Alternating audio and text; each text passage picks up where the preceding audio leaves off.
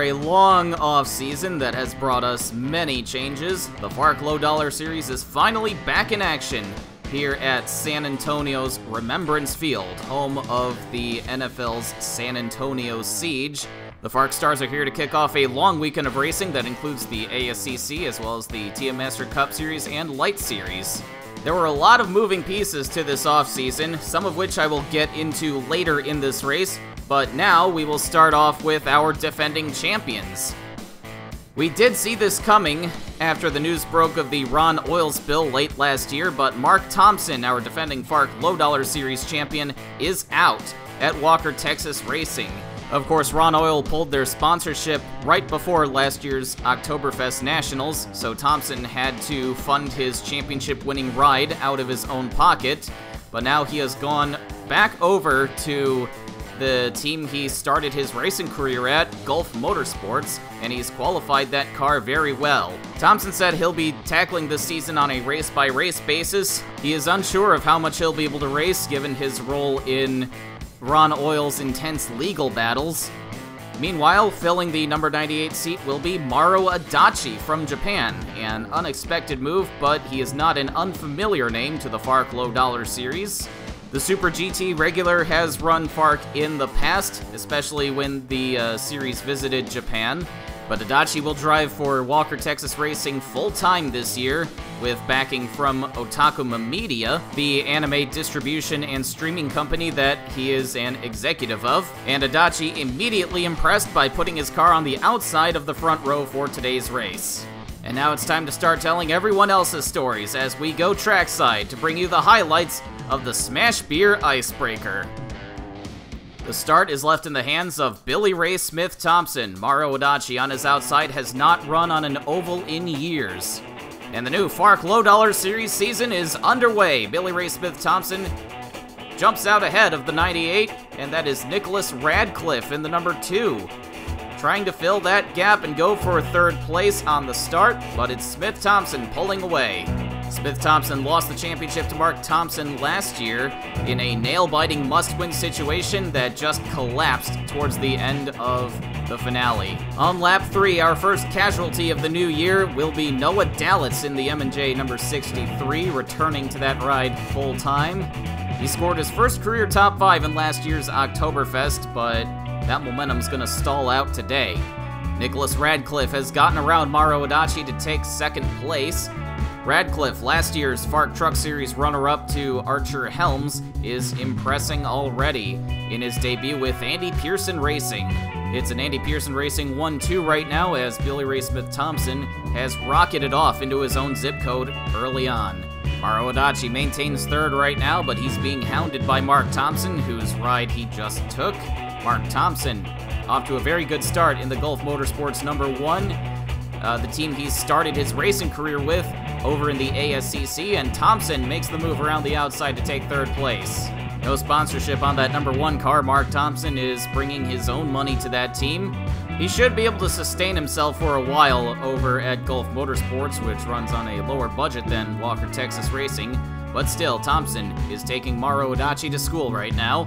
You probably saw a little bit of smoke. That is from the number 85 of Dick Kroll, the first contestant of the Empire Rent-A-Car Drive the Dream program.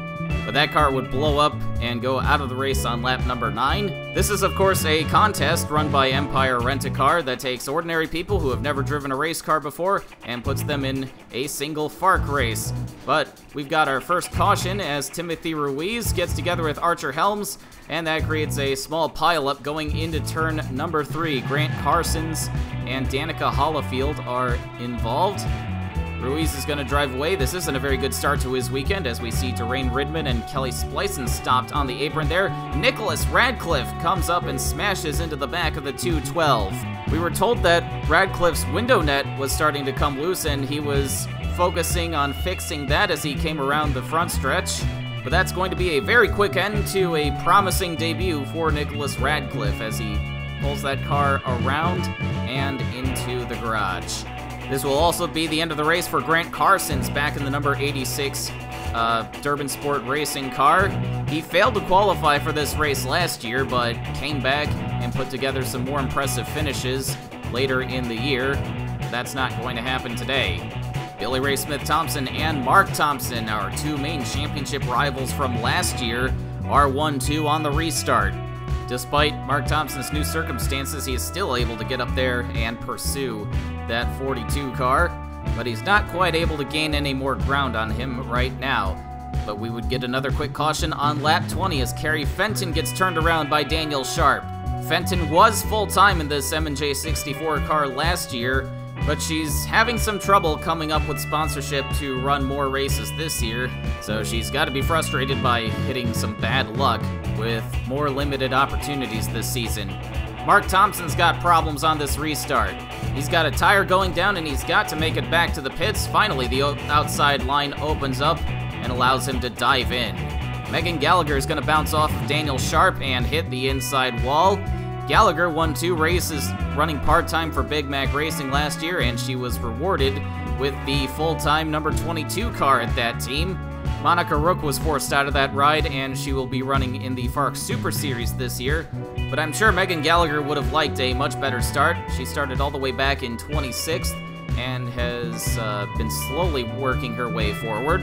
Back towards the front of the field, Yevgeny Kuznetsov makes the move around the outside of Rip Tyler for what will be 3rd place. Rus Autosport is down to 1 car this year after Ruslan Bashimov was forced to leave upon his native Turkmenistan government demanding that he be sent back to face trial. Meanwhile, Sergei Akovsky will be in this 82 car for most of the season, except for the Master Cup companion races, in which Yevgeny Kuznetsov will drive, and he's been making his way forward since the drop of the green flag. Up to 2nd place right now is Taylor Matthews in the number 61, the return of Matthews Motorsports to the FARC Low Dollar Series. This team won the championship with owner Ryan Matthews in 2014 and left the series after 2015, but they're back with Matthews' little sister Taylor. Aaron Coltier, who grabbed his first win at Oktoberfest last year, has blown up after running in 7th, and he's gonna get hit by Mark Thompson, not knowing where to take his car, and that's Brandon Krasta who ran into him, collecting Mike Malone, who's now driving for Cat Motorsports. Aubrey Wood and Maro Adachi are involved, and that's a big pileup that's practically blocking the track on the backstretch. Megan Gallagher has a hard hit into the pit wall, and that's someone who definitely doesn't need a whole lot of those. Her career has been plagued by serious injuries. Thankfully, Gallagher climbed out of her car, but on the restart, Maro Adachi suddenly has to bail for the pit lane and tries to cross traffic without much success. Adachi's debut with the Walker team has taken a sudden and unfortunate turn of events. He was slowly dropping through the field since the start. He was just involved in the last accident, and now this happens as he's got a cut tire and will have to make his way to the pits.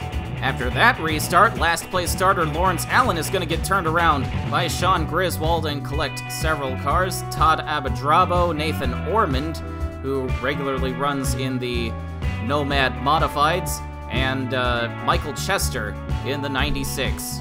And that's going to be the end of the race for all those cars except Allen and Griswold. The entire field would pit under this caution, but Billy Ray Smith-Thompson is going to lose the lead to Riley Durbin. Billy Ray Smith-Thompson had dominated this first third of the race, and now a slow stop means he will have to work his way through traffic. And that team's going to be praying that their car is as fast as it was in clean air. Reigning FARC Truck Series champion Archer Helms would have been the leader as he made a stop on the previous caution, but he's going to break down coming to the green. The newly christened FSD group had been showing some immediate improvement as Helms qualified in 10th, but now he breaks down and he holds up Billy Ray Smith-Thompson, causing a small crash off of turn 4 and another immediate caution. Patrick Ashcroft and Mason Yokoyama were held up by the 74 as well. And Lawrence Allen is going to break down under this caution, and that's going to take the 36 car out of the race. Like Archer Helms, Allen had leapfrogged the leaders under the last caution to make his way up to 7th, but now he's got nothing to show for it.